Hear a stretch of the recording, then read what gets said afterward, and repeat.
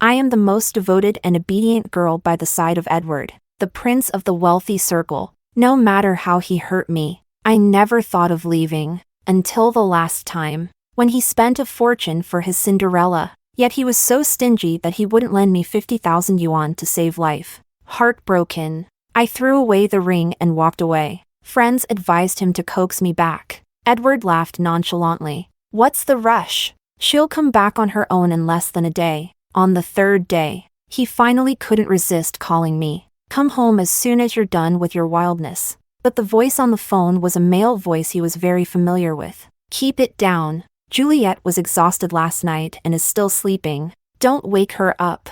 Chapter 1. I stood behind the lively crowd, staring absent-mindedly at the scene in front of me. Edward was holding a thin, timid girl, a sophomore named Laura, who came from an even humbler background than mine. She was also the girl he recently cherished the most. The large private room was bustling with managers and PR from various luxury brands. Clothing, shoes, bags, and jewelry ranging from hundreds of thousands to tens of millions. Models of various skin tones showcased them one by one. As long as Laura gave it a second glance, Edward would immediately spend a fortune to buy it. But just half an hour ago, no matter how much I pleaded, Edward refused to lend me 50,000 yuan. He knew very well that I was at the end of my rope, even borrowing from usury. Yet he didn't show a hint of compassion. Suddenly, I became clear-headed. In fact, I had long known that I was nothing but a complete joke. Although everyone says I am Edward's longest-standing girlfriend, he treats me very differently from other women. Chapter 2. Mr. Fu, that's enough. You've already bought too much. Lara's eyes were sparkling, both pure and joyful. Edward leaned down and kissed her cheek. As long as you like it. And you're happy. Mr. Fu, you're so kind. Laura looked at him with admiration and infatuation. Such a gaze undoubtedly greatly pleased this young master. He laughed contentedly, wrapped his arm around Laura and stood up. Come on, let's go somewhere else to continue having fun. Edward. Seeing him and Laura about to leave, I finally couldn't help but call out to him. Edward wrapped his arm around Laura, and Laura looked at me curiously. Mr. Fu, who is she? I held my breath. In the emptiness of my heart, only a faint glimmer of hope remained. Edward flicked the ash from his cigarette and looked down at me. Then he pinched Lara's soft cheek. Sweetie, she's just a piece of trash that can't be shaken off. Smelly, stubborn, and annoying. Don't bother with her. Laura widened her eyes slightly and pressed her lips together. When she looked at me again, there was a hint of disdainful sympathy in her eyes. I averted my gaze, looking at Edward. I met him when I was 12, fell in love with him at 17. Now I'm 22, a full 10 years. I once thought I would like him forever, but now, it's surprisingly easy to cut it off. Chapter 3. I lowered my eyes, staring at the ill-fitting ring on my finger.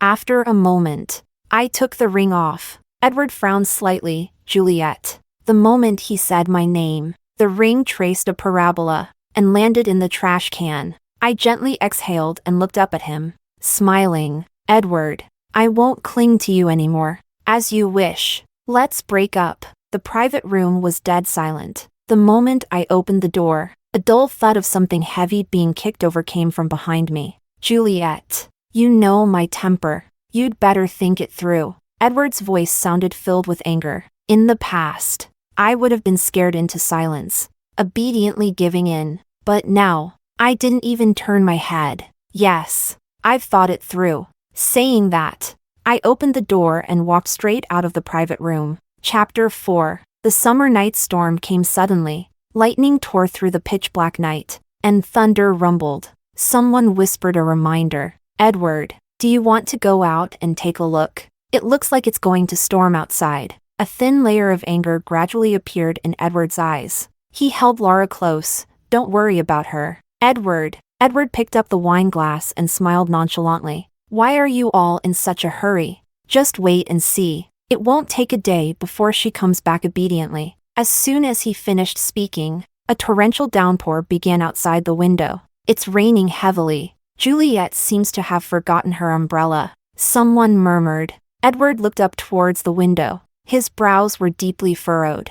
and his thin lips pressed into a line. "Mr. Fu, you're hurting me," Lara's voice timidly sounded. Edward let go of her hand and pinched Lara's cheek. "Be good. Let's continue drinking." But in the next moment, he suddenly kicked over the coffee table in front of him with force. Lara shrunk back in fear. "Mr. Fu, get out. All of you." Lara was so aggrieved that she burst into tears. Yet she was still dragged out. Edward got up and walked to the window. The heavy rain was like a waterfall, blending the sky and earth into one, making everything indistinguishable. Chapter 5. As soon as I stepped out of the hotel, I was drenched like a drowned rat, completely soaked. I simply stopped dodging and running, just walking like that. I suddenly stopped in my tracks. I slowly crouched down and hugged myself. In the pouring rain, I cried silently. I don't know how long I cried until the rain above me inexplicably stopped. Only then did I belatedly lift my head. Darker than the inky night of the rain was the man's eyes at that moment. Patrick Moo was holding an umbrella, standing by my side. The moment I looked over, he bent slightly. His slender fingers grasped my arm and pulled me up. "Mr. Moo?" I was somewhat surprised. My dress was thin, soaked and clinging to my body. His gaze fell on it unabashedly. I shivered a bit, wanting to pull my hand back to cover myself. The mobile phone in the bag started buzzing again. I knew it was the hospital calling to urge me to pay the fees. At some point, my soaked fingers had already tightly grasped Patrick's sleeve. "Mr. Moo, could you lend me 50,000 yuan? I looked up at him, with a desperate mix of shame and hopelessness. Chapter 6. Patrick held the umbrella, his gaze slowly falling on my face. But he didn't speak for a long time. The rain pounded on the umbrella. Under the umbrella, this small world seemed completely isolated. Moo, the eldest son of the family, is wild, unruly, and acts unpredictably, but he is undeniably highly intelligent and exceptionally capable. In the circle of Shanghai City, he even subtly overshadowed Edward. Friends around them actually all know that while they are polite on the surface,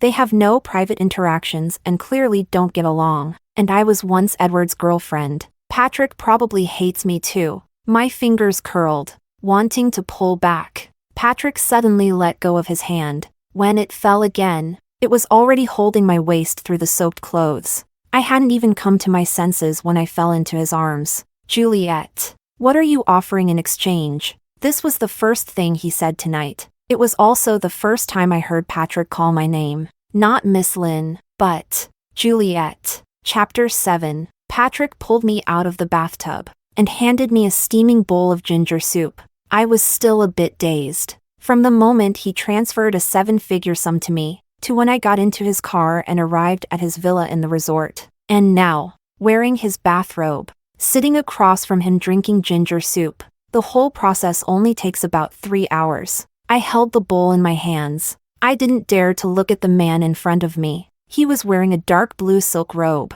revealing a solid chest. While I was drinking the soup, he leaned back in his chair watching me. Those peach blossom eyes were so captivating, especially with his lazy posture at the moment, as if he was solidifying his reputation as the most debauched man in the capital. After finishing the soup, I sat there awkwardly, like a well-behaved elementary school student. Patrick seemed to chuckle. In the next moment, he lifted me up horizontally. "Why are you so light? Do you not eat usually?" "I eat very little." In his arms, my whole body was a bit stiff. Edward likes slender girls. Over the years, I've hardly touched rice. I've long forgotten what it feels like to be full. "Juliette, you'd look even better if you gained a little weight." Patrick placed me on his large bed. His tall body leaned down, and he lowered his head to kiss me. When the cool kiss fell, I closed my eyes, my ears almost turning completely red. Patrick looked at me with an amused smile, playing with my earlobe. "Hasn't Edward kissed you? You get shy so easily." "Edward rarely kisses me. On the few occasions he does, it's only on the forehead or cheek. He doesn't like me, so of course, he doesn't want to touch me." I closed my eyes, the sides of my neck burning hot and red. When Patrick untied the belt of my robe, I trembled as I gently grasped his fingers. "What's wrong?" He immediately stopped what he was doing and held my trembling fingers in return. "Patrick, It's just later. Can you be gentler? I'm scared. My fingers were trembling badly. The flush on my face faded, leaving a pale color. I bit my lip, opened my eyes to glance at him, then nervously turned my face away. Patrick gently rubbed my back. Don't worry, he chuckled softly in my ear, but the force of his kiss was noticeably stronger. I didn't say anything more, just kept my eyes tightly shut, gritting my teeth to endure, until the end. I couldn't take it anymore. Opened my mouth to bite his shoulder, tears welling up. He seemed to sense something and suddenly stopped his actions. Juliette, is this your first time? Chapter 8. I didn't say anything. I just nodded lightly. Patrick's movements unconsciously slowed down. Those peach blossom eyes, once filled with desire, were now incredibly gentle. He cupped my face, brushed away the tears on my lashes, and apologized to me very sincerely. Sorry, Juliette. He held me against his chest, planting soft, tender kisses. Does it hurt? I nodded again. It really hurts. Much more than I ever imagined. It's my fault. Patrick cupped my face, a gentle sigh of pity escaping between soft kisses. I didn't speak again, just rested my face against Patrick's chest. Tears kept flowing out. When I was 20, Edward got drunk once. A friend called me to pick him up. When I arrived, he was sitting on the sofa with his clothes in disarray. One hand was holding a mobile phone, repeatedly unlocking and locking the screen. The air was thick with the smell of alcohol and smoke. His eyes were tinged with red, probably because he was very drunk. His mind muddled. Juliette, come here. He was rarely gentle, and it seemed like the first time he called me by a nickname. I walked over to him, and he took my hand. He took a ring out of his pocket. Be my girlfriend, he said, not waiting for my answer, and forcefully slipped the ring onto my finger. The ring was a bit big, not my size. The style was also very plain and simple, but I was still very happy. On the way back, I kept tossing and turning, looking over and over again. Maybe I was smiling too happily and joyfully. Edward's mood inexplicably improved. He embraced me and kissed me for the first time. That was the 8th year since we met. That was the most wonderful spring night of my life. The moment Edward put the ring on me, I secretly vowed in my heart, Juliette, this lifetime, it's him. Chapter 9. Juliette. Perhaps my tears were just too many. Patrick was a bit helpless and a bit at a loss. Please stop crying, okay? He wiped my tears, but they just wouldn't stop. I quit. His voice was a bit hoarse, his forehead pressed against mine, gently rubbing. In my impression, Patrick isn't such a gentle man. There are countless socialites in the circle who adore him. He seems to have feelings for each one of them. But in fact, I've seen how he dismisses those ladies in private. Cold, indifferent, unmerciful, yet leaving no room for criticism, as if he did nothing wrong. It's you, the flower, who shouldn't desire to monopolize the alluring spring breeze. He was just a breeze that passed by without intention, merely brushing past every flower in the garden. There are girls crying even more miserably than I am right now. Patrick didn't even glance. When he turned to leave, all he left was a single sentence, Miss, the way your makeup runs when you cry is quite unbecoming. But now he's trying to comfort me. I lifted my face from his embrace, somewhat surprised. Does my crying look really unbecoming? Patrick raised an eyebrow at my words, then lowered his head to gently kiss away the tears from the corner of my eye. Juliette is so beautiful. I can only feel heartache. His sweet words came effortlessly, yet there was a kind of gentle allure that captivated the heart. Why? I murmured. Patrick cupped my face, gave a light laugh, but didn't answer. Be good. I'll carry you for a bath. He actually withdrew. Warm water will make you feel a bit better. He bent down, intending to pick me up, but I closed my eyes and grabbed his arm, pulling him back into my embrace. Patrick, I won't go back on my word. After tonight, we will be even. Chapter 10. Patrick suddenly stopped. There was no response either. I was a bit surprised and opened my eyes to look at him. Those eyes, which were originally filled with tenderness, were now gradually turning cold. It was as if he had returned to his previous carefree and unruly self. Settled? He looked at me and repeated what I had just said. I awkwardly looked away. I transferred the extra money back to you.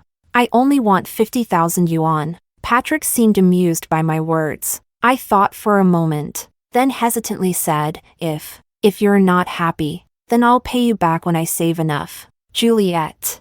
Patrick grabbed my chin and directly silenced me. If you keep talking, I might become the first man in Shanghai to be angered to death by a woman. I caught a faint bitter fragrance from Patrick, yet the bass notes were mesmerizing and captivating. I could sense that he was a bit angry, but from start to finish, he remained gentle. Later, I couldn't help but think in a daze, he didn't seem to be the kind of man I thought he was before. No wonder more women liked him than liked Edward. Chapter 11. I stayed at Patrick's villa for a full 3 days. Mutual friends in the circle sent me several messages. Juliette, where have you been these days? Edward is very angry. You better come back soon. Did you block Edward on WeChat and phone? Juliette, have you thought about the consequences of doing this? What will you do if Edward is really upset? I didn't reply and tossed the mobile phone aside. After deciding to break up, I won't consider these questions anymore. Actually, my relationship with Edward has long been on the brink of collapse. I was the only one holding it together. The last night, I just came out of the bathroom, and Patrick walked into the room with a bottle of red wine. Have a drink with me, Juliette. He sat down on the sofa. For some reason, I always feel like there's a hint of desolate loneliness in his eyes at this moment. I'm not a heavy drinker, so I quickly got a little tipsy. Patrick picked me up, and afraid of falling, I quickly wrapped my arms around his neck. Seems like you've gained a bit of weight. Indeed. I've been indulging in food these past few days, and it feels like there's a layer of fat on my belly. Feels comfortable to hold. Patrick placed me on the bed. The bedroom lights dimmed, and it started raining outside again. 3 days of adjustment. The initial awkwardness and discomfort had already faded. The drizzle continued until late at night before it finally stopped. I lay on the pillow, my long hair cascading down. Patrick leaned against the headboard, feeding me water, his fingers tangled in the ends of my hair. He seemed a bit distracted.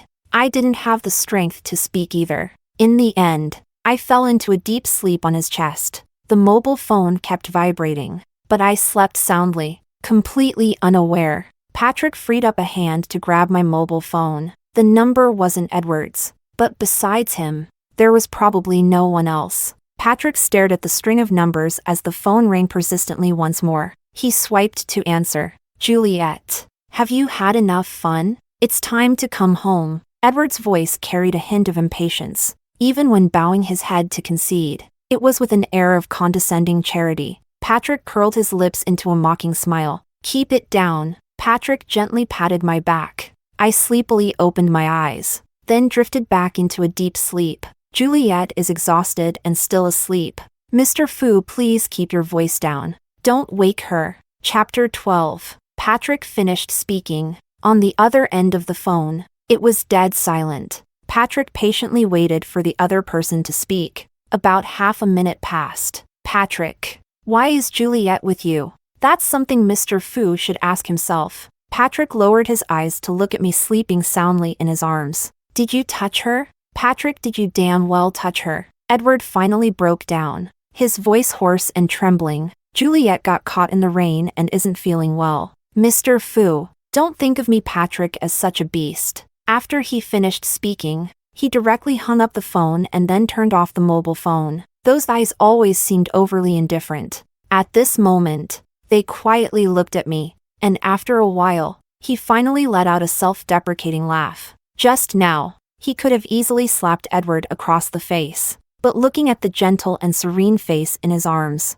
he inexplicably changed his mind. I know nothing about it. The next day, I got everything ready, and Patrick drove me back to Beijing. As I got out of the car, I softly thanked him. He leaned back in the car seat, his shirt collar disheveled, peach blossom eyes carrying a seductive smile. Juliette, you're always welcome to come back to me. I lowered my eyes, thinking about the chaos and indulgence of the past 3 days. My cheeks still a bit warm. Mr. Mu, goodbye. The smile in Patrick's eyes faded slightly. The car window slowly rolled up, and the car started. I stood by the roadside, watching his car drive away into the distance. I know very clearly in my heart that there will be no more entanglements between Patrick and me in the future. I went to the hospital to visit Jessica. She was once again lucky to turn danger into safety and is temporarily fine. Seeing her in good spirits, I finally breathed a sigh of relief. I was only 12 years old back then, after my mom died of illness.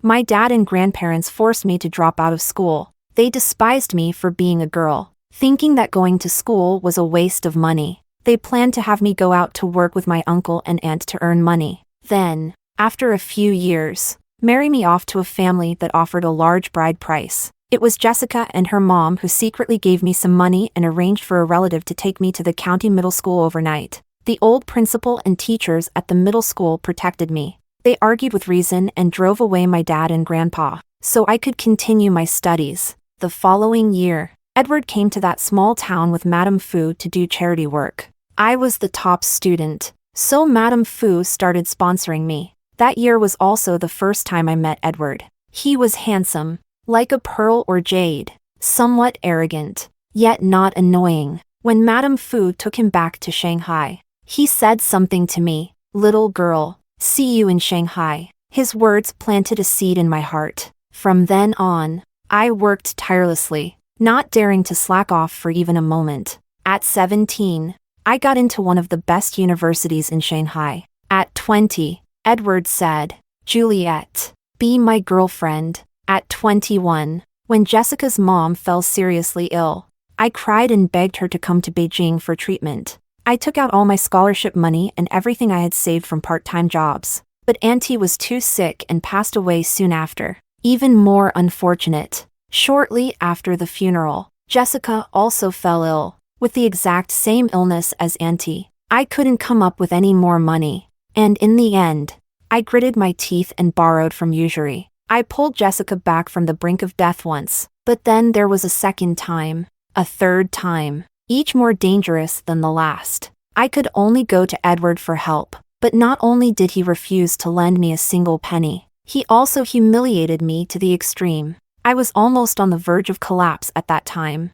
"You're not obligated to lend me money, but after knowing each other for so many years, you should at least ask me why I'm so short on cash, or at least not humiliate me like this." But all I got was his mocking remark, "Can't stand the humiliation? Then leave. No one's stopping you." I have one more wish. In my hometown, that isolated and impoverished mountain village, there are still many girls like me and Jessica's sister. They don't have the opportunity to study, and even at a young age, they have to work to help support their families. If I were a bit older, I would have been married off casually, in exchange for a dowry to continue supporting my brothers, drained of every last drop of blood. I want to save Jessica and more girls like her there. But now, I find myself powerless, trapped in my own predicament. Chapter 13. When I left the hospital, I made up my mind to give up the postgraduate entrance exam and find a well-paying job. On the way back,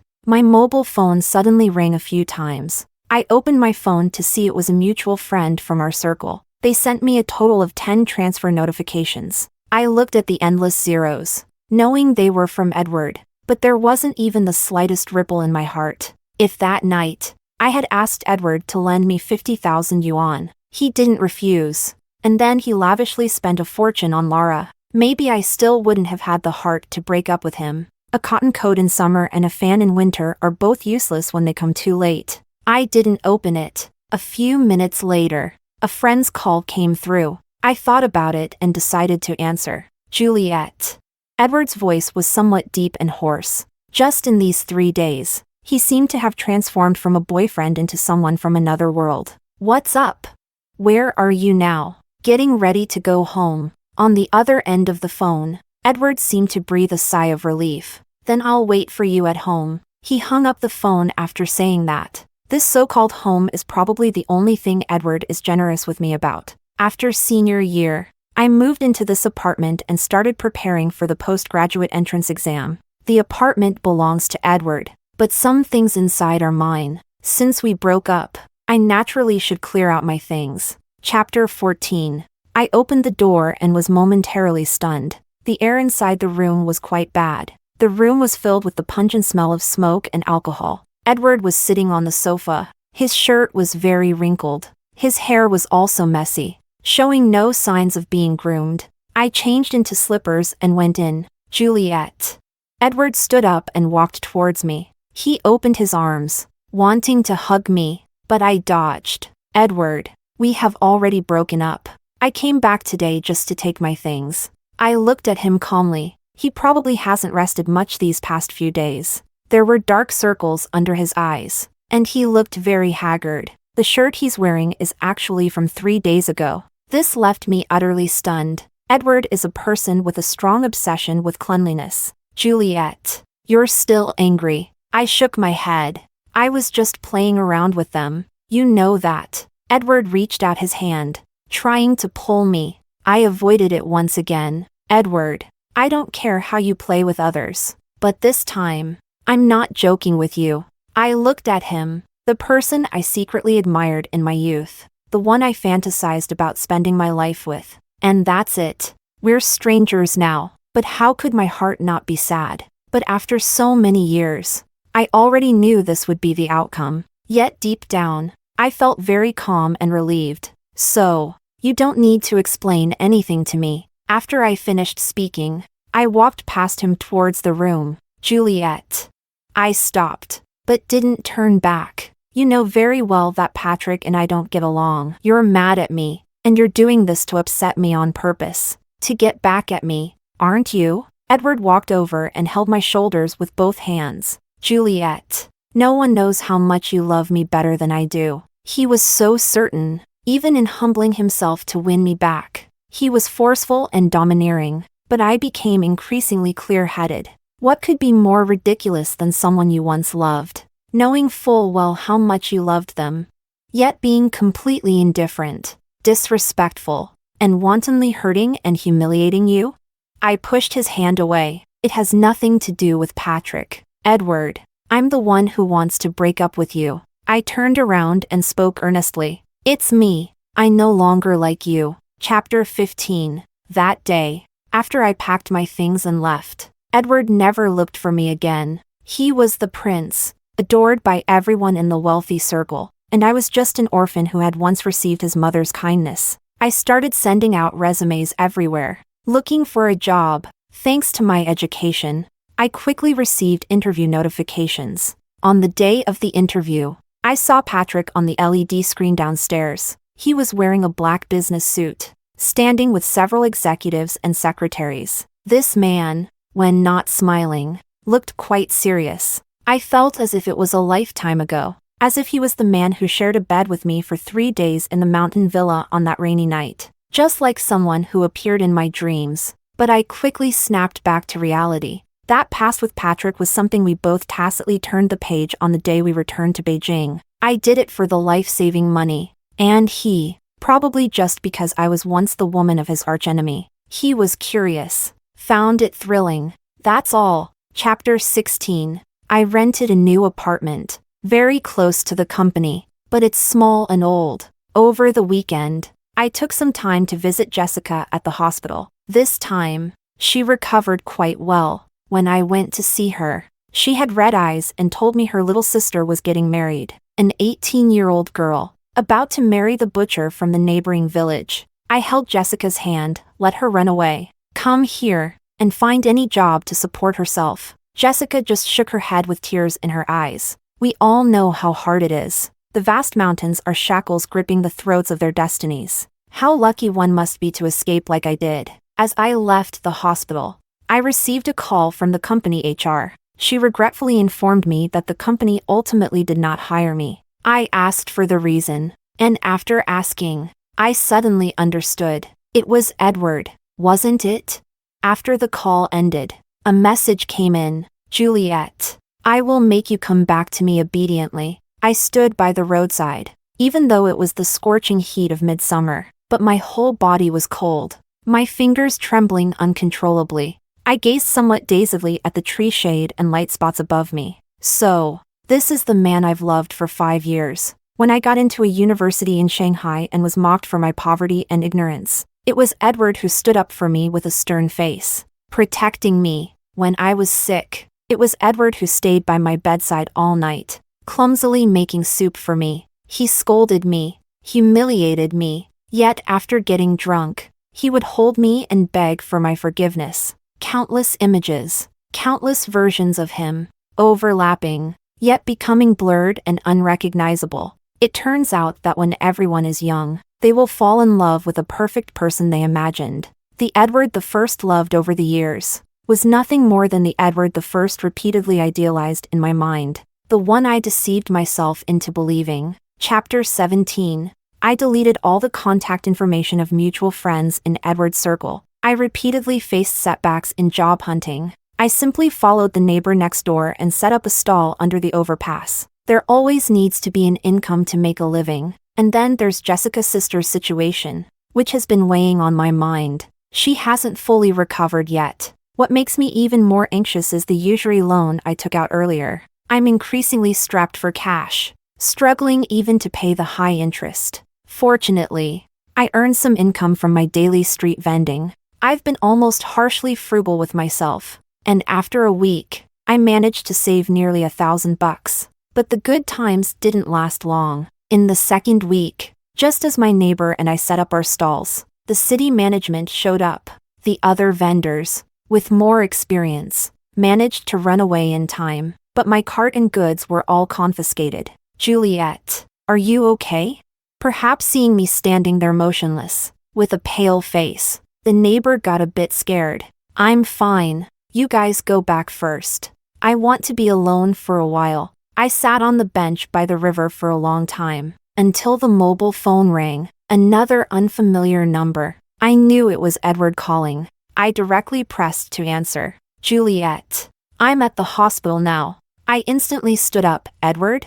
Your sister is called Jessica Lynn, right? What do you want? Edward, if you have any issues, come at me. I asked the doctor. Her illness could relapse at any time, and it's very dangerous. Edward's voice carried an air of superiority and determination. Juliette, as long as you obediently come back, I'll immediately hire the best doctor in all of Shanghai to treat her. What if I don't go back? Juliette, you know very well what kind of person I am. Since I was a child, I've always gotten what I wanted by any means necessary. But I'm a person, a living, breathing person with my own thoughts and dignity. Juliette, in the past, it was my fault. I will change. I know that for Edward. This sentence means he is lowering his head and giving in. But I'm no longer the Juliette who can be coaxed back with a few words. It's too late, Edward. It's not too late. I know. Nothing happened between you and Patrick. Juliette, let's reconcile. Everything before. Let's turn the page. I won't bring it up again. Did Patrick say that to you? I was a bit surprised. He and Edward are archenemies. I originally thought he wouldn't miss such a good opportunity to humiliate Edward. That's right. He lied to you, Edward. That night, for 50,000 yuan. I already sold myself to him. I spoke softly, and even at the end, there was a light laugh in my voice. So, you see, there's absolutely no chance for us. There was dead silence on the other end of the phone. I looked at the shimmering surface of the river in the distance, tearing open the seemingly healed wound with force. Juliette, you're lying to me. The person you love is me. You wouldn't do such a thing. Edward, there's nothing in this world that's absolutely impossible. I admit, in those past years, I really loved you. But later, when I left with Patrick, I knew I had completely let you go. Juliette, Edward, let's part on good terms. Also, don't use the people I care about to threaten me. Don't make me hate you for a lifetime.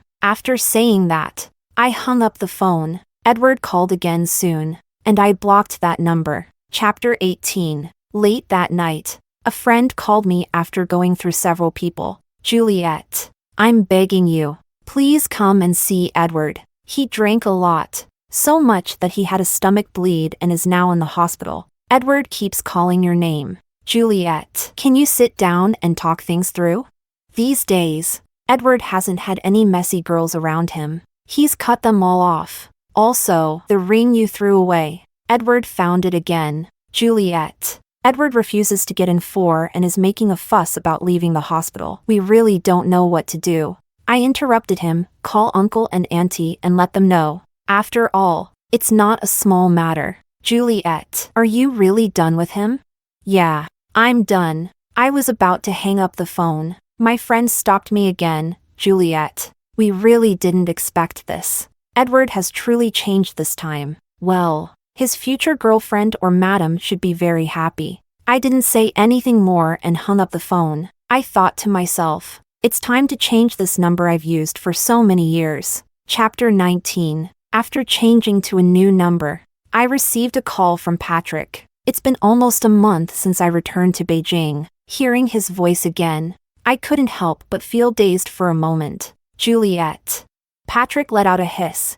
Shouldn't you come to the hospital to see me? Are you sick? Injured? Injured? Did you get into a fight? To be precise, someone picked a fight with me. Was it Edward? Yes. I understood in my heart, yet couldn't help but feel guilty. Patrick covered for me during those 3 days, but I came clean to Edward. How could this proud and arrogant prince swallow such an insult?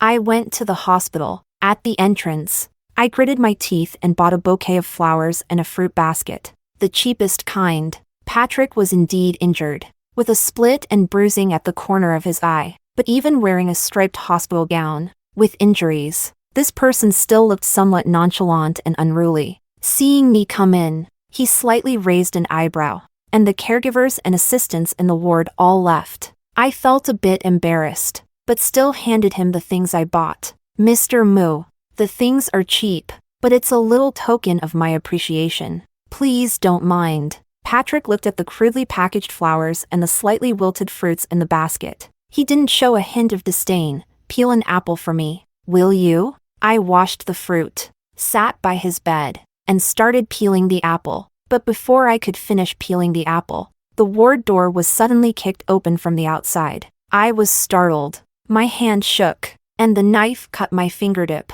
Patrick abruptly sat up, grabbed my bleeding hand, and lowered his head to suck on the wound. Instinctively, I tried to pull my hand back, but Patrick held it tighter. Edward stood there, clothes disheveled, with several bruises on his face and one arm in a sling. His eyes were bloodshot, and he looked utterly disheveled. He was also on the verge of collapse. Juliette.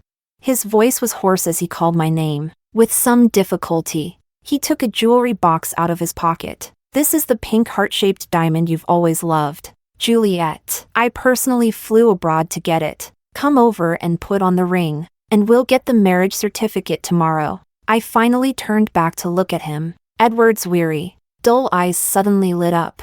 Juliette. Come over, will you? He reached out his hand to me. Edward. Pink diamonds were something I liked when I was 20. Now, I don't like diamonds at all. Juliette. I'm sorry. I really didn't know. You never mentioned it. He was a bit at a loss, regretful, and awkwardly withdrew his hand. What's the use of saying anything? My joys and sorrows. He never really cared about them. Just go. Edward. Stop bothering me. Who would have thought that one day it would be Juliette saying this to Edward? His face gradually darkened. Is it because of Patrick? What did he give you? Money? Or jewelry? Do you think he likes you and is sincere with you? Edward's expression gradually turned manic. If you weren't my girlfriend, would he even give you a second glance? A man like him. What woman can't he find? Why would he be good to a woman others are tired of playing with? I stood up and used all my strength to slap him across the face. Edward, don't make me regret and utterly despise ever genuinely liking you. Which part did I say wrong? Edward raised his hand to touch his face, but his gaze went past me and looked at Patrick. She secretly had a crush on me at 17, and by 18, she was with me. It's been 5 whole years now, and no matter how many women I change, she never leaves me. So Patrick, do you think she would like you? She's just using you to make me jealous. Believe it or not, Juliette will eventually come back to me. And you'll be kicked to the curb by her. The more he spoke, the more urgent he became, as if this would convince himself to believe it, convince Patrick to despise me. It hit me right where it hurts. I really don't want to hear these words anymore. Turned around and walked to Patrick's bedside. Patrick still had that somewhat unserious look. Juliette, would you kick me out? I didn't answer. I just bent down and kissed his somewhat dry lips directly. Chapter 20. Edward left at some point. I also didn't know what expression he had at the moment I kissed Patrick, but Patrick clearly enjoyed it, even though my kiss was still quite inexperienced. He was, however, very reluctant to let go, but after impulsively doing such a thing, I was a bit at a loss. I'm sorry. After all, just now, there was somewhat an element of using him. Is it just sorry, without any responsibility involved? Responsibility? I looked at Patrick in a bit of a daze. He looked at me too, with a face that was both charmingly roguish and fearlessly open. Yes, your first kiss. Your first time. You took them both. No responsibility? I was completely stunned. First kiss. First time? Is he trying to fool a 3-year-old?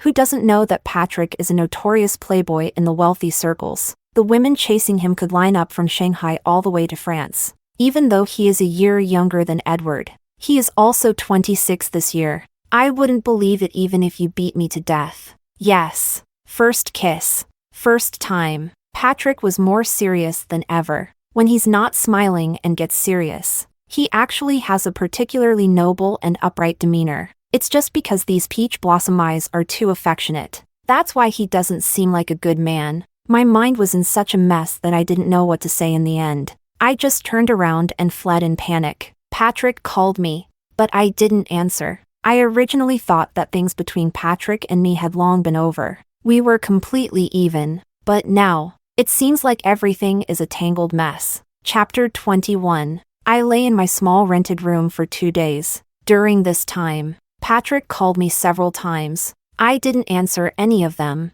He also sent me messages and photos. Juliette.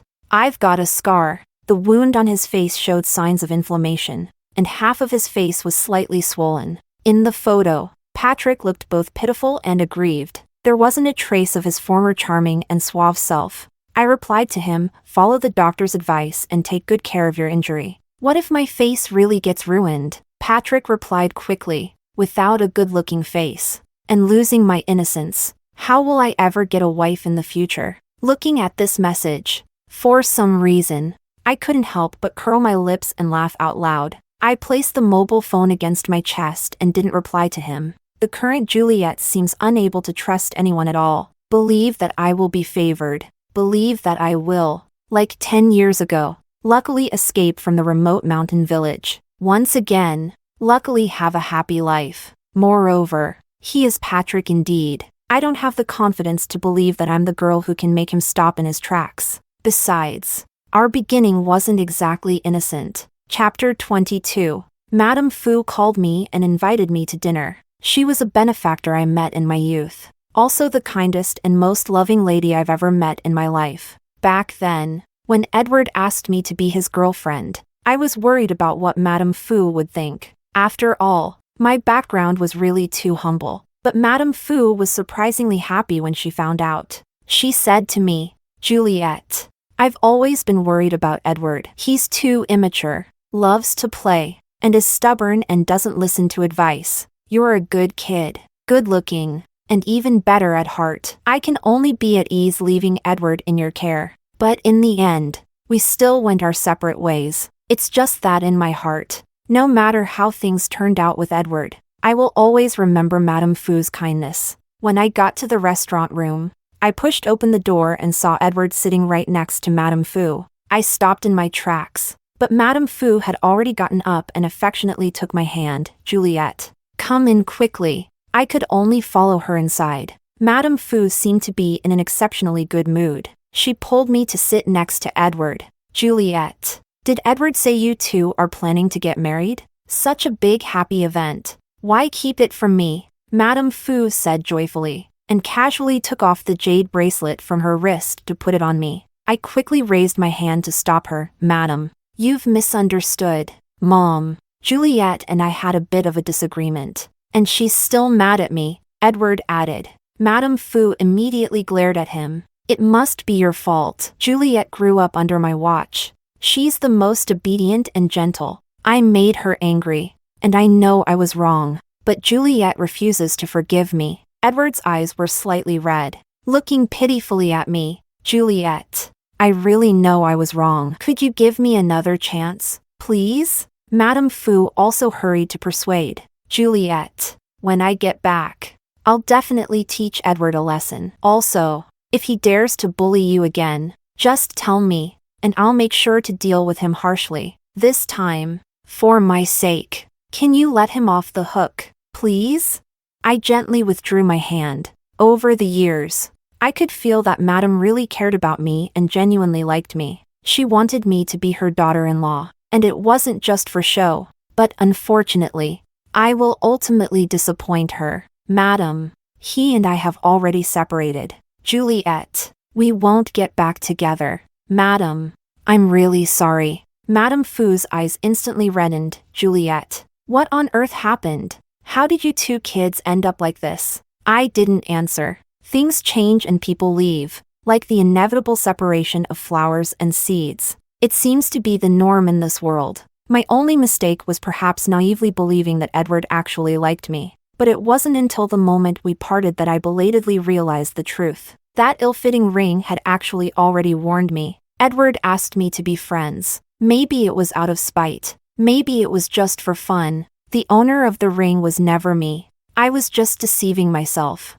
unwilling to believe it at the time. Seeing Madame Fu like this, I felt very uncomfortable too. Madam, I can't join you for dinner. Let's do it another time, and I'll treat you. I made my excuses to leave. Madame Fu urged Edward to see me off. No need, madam. I declined. Madame Fu turned around, grabbed my bag, and left. As I was leaving, I heard Madame Fu scolding him bitterly. But all of this has nothing to do with me anymore. Just as I was about to reach the elevator, Patrick appeared out of nowhere. His face hadn't completely healed yet, and he was wearing a hat. Today, he was dressed casually, in a t-shirt and sweatpants, looking like a college student fresh out of school. But when he smiled, he still looked both sleazy and wicked. The moment he pulled me into the room next to the elevator, Edward just came out of the private room, hurrying towards the elevator. Juliette. He shouted my name loudly. Just as he was about to reach the door, Patrick clicked the lock shut. The room was not lit. When Patrick leaned over, the brim of his hat lightly brushed the top of my head. Juliette, if Edward can't find you today, will you come with me? Chapter 23. How's your wound? I changed the subject. Patrick took off his hat and leaned in to show me his wound. It was almost disfiguring. It looks fine now. I raised my hand and touched the hard scab of the wound. Juliette, it's itchy. Patrick suddenly whispered softly in my ear. The doctor told me not to scratch, but it itches so much I can't sleep. He looked at me with some grievance. I've never been hit since I was a kid. The wound is healing, so it will itch. You have to bear it. Otherwise, scratching it will leave a scar. I gently comforted him. Then can you scratch it for me, please? As soon as he finished speaking, footsteps echoed again in the corridor outside. Then came Edward's voice calling my name, Juliette. Please don't hide from me, okay? I know you haven't gone downstairs. You're still here. Edward started knocking on the doors one by one. The waiter was quietly trying to dissuade him. After all, there were still guests dining in the other rooms. But I know Edward's temper very well. The waiter couldn't stop him at all. He would soon be outside this door. My body gradually tensed up. Patrick moved closer to me. Juliette, kiss me. I looked at the scar that was still a bit grim at the corner of his eye. In the end, I softened. I stood on tiptoe and gently kissed that scar. Patrick wrapped his arm around my waist and lifted me to sit on the table beside us. When he lowered his head to kiss me, Edward was pounding on this door. Juliette, Juliette. My whole body was stiff, wanting to push Patrick away, but he kissed me harder and deeper. Juliette, he can't get in. Chapter 24. That day was truly a mess. Edward knocked on every door on this floor, except for the one where Patrick and I were. In the end, he still couldn't get in. When he was already going crazy, ready to break down the door, Madame Fu forcibly had someone drag him away. When I was being driven to distraction by Patrick, Edward called my name, his voice hoarse and frantic. He probably heard the commotion inside the room, because in the heat of the moment, I couldn't help but let out a sound, and when I made a sound, outside the door Edward's voice noticeably paused for a moment. Then the sound of kicking the door became louder and more intense. I was so nervous that my whole body was stiff and tense. Patrick finally lost control as well. Juliette. He kissed me over and over again. Chapter 25. It was quiet outside for a long time.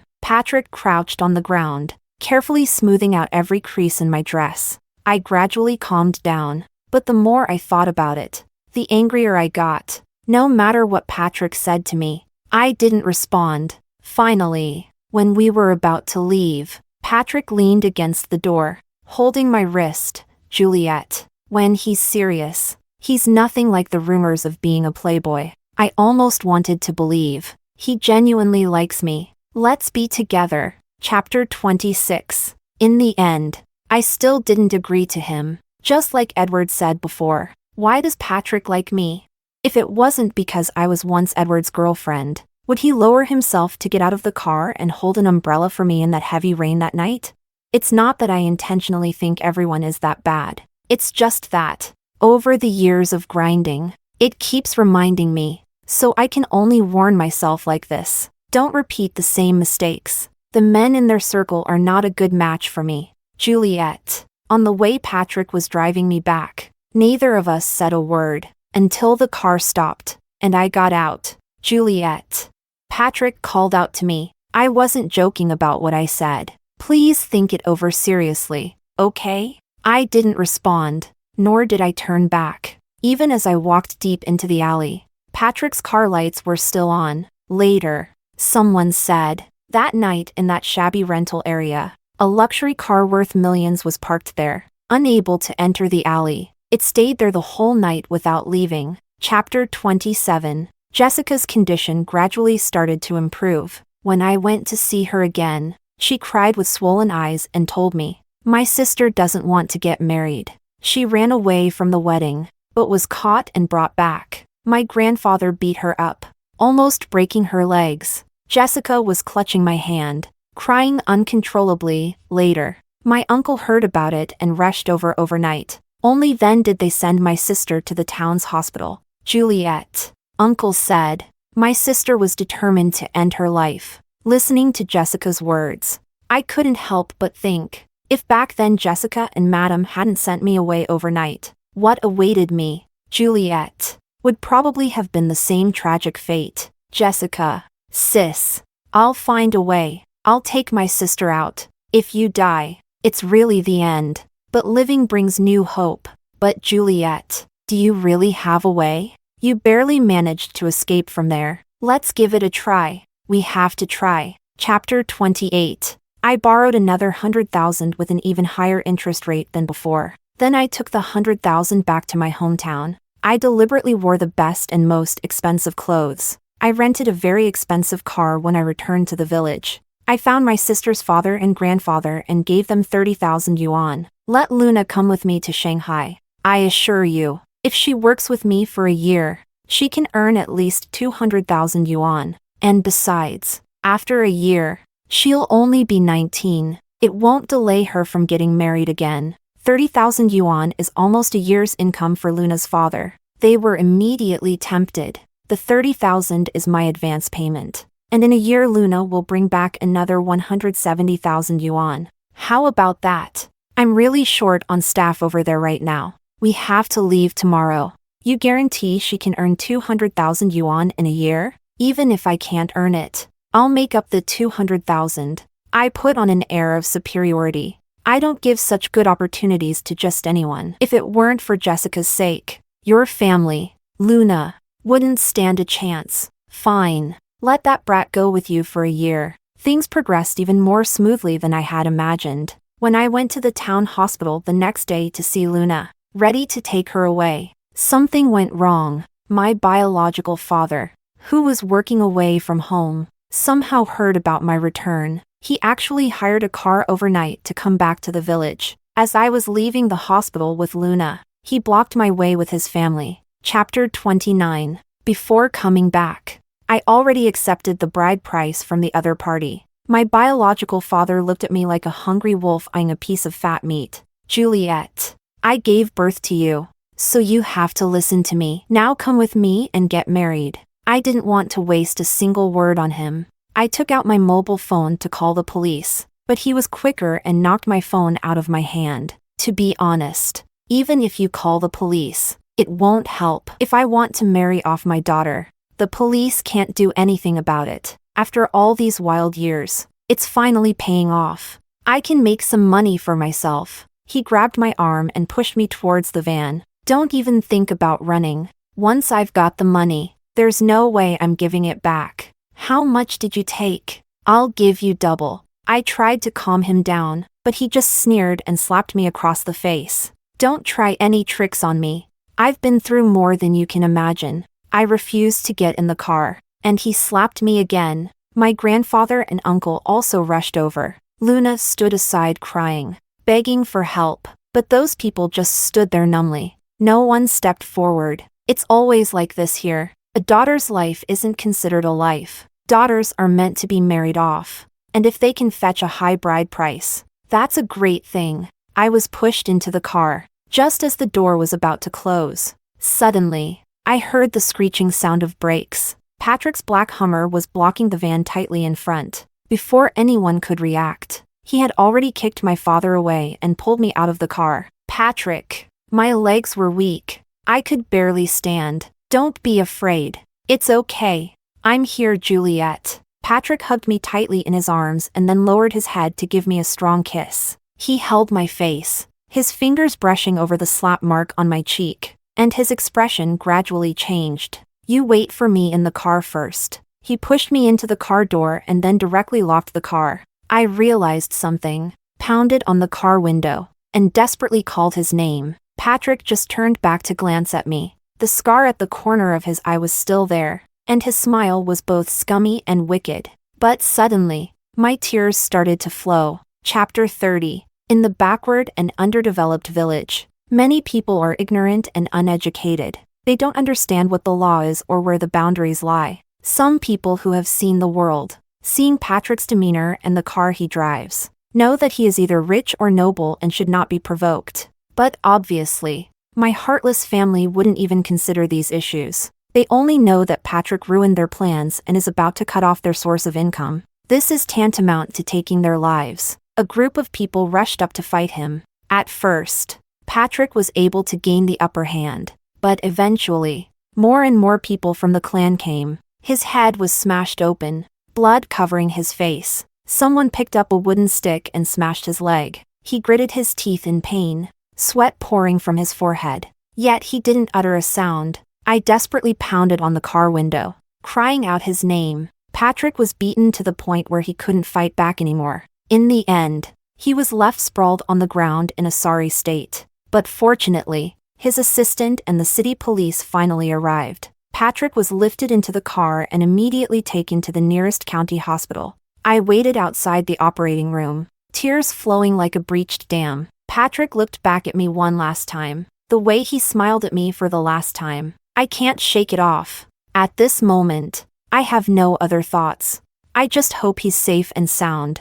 Just hope he wakes up soon. Chapter 31. When I was allowed to visit the ward, it was already evening. The doctor said Patrick has a good constitution, so although the injuries look severe, they're not too serious. But when I looked at his head wrapped in bandages, the blood almost soaking through, I couldn't hold back and ended up crying. Patrick was lying there, looking very weak. Juliette.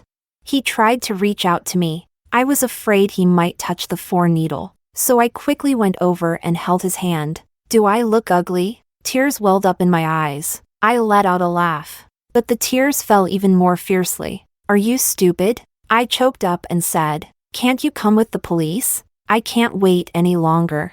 I'm afraid if I'm a step slower, you'll suffer more. He looked at my face. The slap mark was still a bit visible. Does it hurt? It doesn't hurt anymore. I couldn't help but scold him. You're the one who's hurt Patrick. You fool. It's over, Juliette. What happened? I was practically scared to death by him. Patrick lay there, looking utterly defeated. Now I'm ugly, stupid, and lost my dignity. I guess I'll be single for the rest of my life. What are you talking about? It was both infuriating and amusing. You had to shave your head to treat the wound. But once it heals and your hair grows back, you'll still be handsome. But you just called me stupid twice. What if I end up with some after effects and really become stupid? I stared at him for quite a while, with tears in my eyes. I smiled at him and said, "Then I'll reluctantly marry you." Chapter 32. When Patrick took me back to Shanghai, Luna came with us too. Besides her, a few other girls who were sold by their families were also rescued. Some of them went back to school, while others are preparing to find a job and leave here forever. Patrick set up a foundation in my name. It specifically funds girls who have dropped out of school and orphans abandoned by their parents in my hometown. I felt deeply grateful and said thank you countless times, for myself, and for the countless girls who see hope. After returning to Shanghai, Patrick was ordered by his family to properly recuperate. I was also overwhelmed with the foundation's affairs, until the usury people came knocking because the interest wasn't paid on time. Patrick got angry with me for the first time. He helped me pay off all the debts. After those people left, Patrick glared at me. "Juliette, you get in here." I followed him into the room and quickly admitted my mistake before he could speak. I had no choice at the time. I had just graduated and was preparing for the postgraduate entrance exam, and Jessica was very ill, so I borrowed the money. The second time, it was because of Edward. I couldn't find a job, tried setting up a stall, and then the city management confiscated my goods. When I got to this point, I couldn't help but tear up. Like a child, I sat in front of Patrick, crying, admitting my mistakes, and apologizing. Originally, Patrick was planning to give me a harsh lesson. Borrowing from usury is something that should never happen, and I did it twice, but I cried so much that his heart softened completely, and he didn't say a single harsh word. He handed all his cards to me. "From now on, with me around, this kind of thing won't happen again." Patrick wiped my tears and somewhat regretted being so harsh with me earlier. "In any case, from now on, no matter what happens, Juliette, you should think of me first, but I still want to rely on myself more. Patrick, I am Juliette first, and then your girlfriend. Of course I know. I just want to tell you, don't force it when you can't handle it. I'm here, okay?" Chapter 33. Before getting engaged to Patrick, once at a friend's gathering, I met Edward. He naturally had also heard about my engagement to Patrick. There were many people at the time, and he openly congratulated me. I smiled and thanked him. A busybody took a photo of us smiling at each other and posted a tweet. "The prince of the wealthy circle and the ordinary Cinderella's aesthetics are so captivating." Patrick came across it somehow. He got extremely jealous. "Juliette, do they think I'm dead? What be aesthetics? Is there anything sweeter than a secret crush?" He stayed up late at night, using his mobile phone to tweet, "Secret crush comes true. A lifelong blessing." The accompanying picture was a very youthful and naive photo of me at 18. Edward was also in the photo. Standing next to me, with a look of impatience on his handsome face, was Patrick, heavily pixelated. And in the top left corner of the photo, there was a boy in a basketball uniform, his peach blossom eyes smiling charmingly. It was a young Patrick. He specifically used a red circle to highlight himself. After the tweet was posted, both Patrick's and my mobile phones blew up. I didn't have time to look, pulling him aside to ask, "You have a crush on me? Patrick, have you secretly had a crush on me? Since when? You're really good at hiding it. If you hadn't gotten jealous and confessed tonight, I would never have known, right? Yeah, I was secretly in love with you." "No, actually it wasn't a secret crush. It was an open one." Patrick awkwardly touched his nose. "I confessed to you directly back then." Patrick looked at me, his eyes full of indulgent helplessness. "But you got scared and ran away, and have been avoiding me ever since." I gradually remembered those distant memories. When I first started college, I was particularly insecure and timid. Moreover, I was secretly pining for Edward, so I didn't pay attention to other guys at all. I had long forgotten all about these things. Later, your roommate told me that you really disliked me. Patrick let out a light snort. The exact words were, "His smile is both scummy and wicked. You can tell he's not a good person. Definitely just playing with me." I felt a sourness in my heart, unable to describe the feeling. Maybe at the time, it was just something I casually said to my roommate. But Patrick, he actually remembered it all these years. "I'm sorry, Patrick." I tugged at his sleeve and softly apologized. "Just sorry?" He raised an eyebrow and looked at me. I laughed and threw myself at him, hugging his neck tightly. "Then I'll take responsibility. Be responsible for a lifetime, okay?" Patrick lowered his head and kissed me gently. "Then don't smile at other men like that anymore. I'll get jealous when I see it." "Okay. I'll only smile at you from now on, Juliette."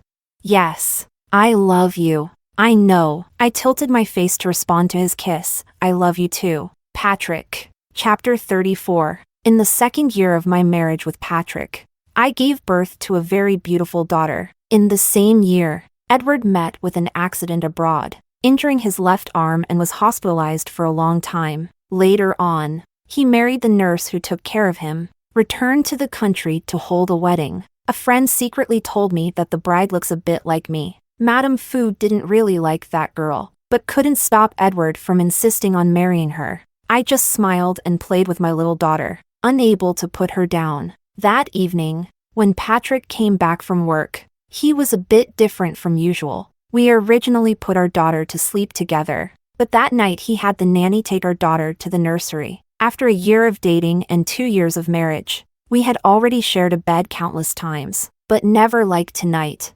He was forceful, eager, and kept pushing me to say "I love you" over and over again. Eventually, I couldn't take it anymore and pinched him hard. Patrick hugged me, looking even more aggrieved than I was. "What's wrong with you, Juliette? You are mine." "Of course I'm yours. I hate it when others covet you." That's when I realized this guy was probably jealous again because Edward married a woman who looks a bit like me. Covet, but never get. Shouldn't you be thrilled? That won't do either. Just thinking about him being like a sticky plaster is annoying. This person, married for 2 years, is becoming more and more childish. It's really something that makes you want to laugh and cry.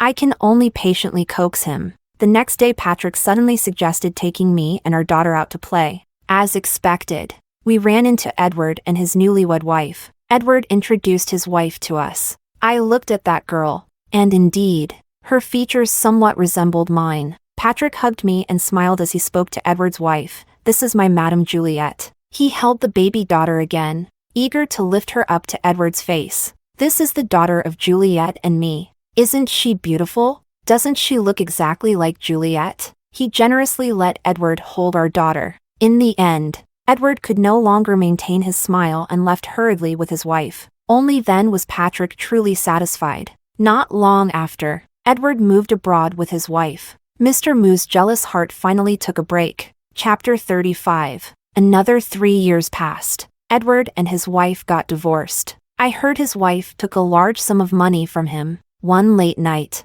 I groggily received an overseas call. The person on the phone only said one sentence, "Juliette, I'm sorry." When Edward got divorced, a former friend invited me out for tea. He told me that before Edward got married, he had a night of drinking and heart-to-heart talk with him. Edward said, back then, when he found out I secretly had a crush on him, his first thought was that I was just being opportunistic, only interested in his money and background. So he humiliates me, makes things difficult for me, is generous to everyone else, but is particularly harsh only to me. He just wants to see if I can get any benefit from him. Edward, will I back off when faced with difficulties and reveal my true colors? But no matter what he does or how he treats me, I consistently treat him well, never leaving or abandoning him. That ring back then was indeed given to another girl, but that girl rejected him and even told him, "Edward, I can't accept having a girl like Juliette around you. Actually, you like Juliette, not me at all. Stop deceiving yourself." He was furious at the time, a kind of embarrassed anger from having his secret exposed. So he deliberately gave me the ring, asking me to be his girlfriend. His original plan was to reveal the truth in front of everyone and humiliate me after I accepted the ring. But at that moment, I was smiling so happily and blissfully that he softened.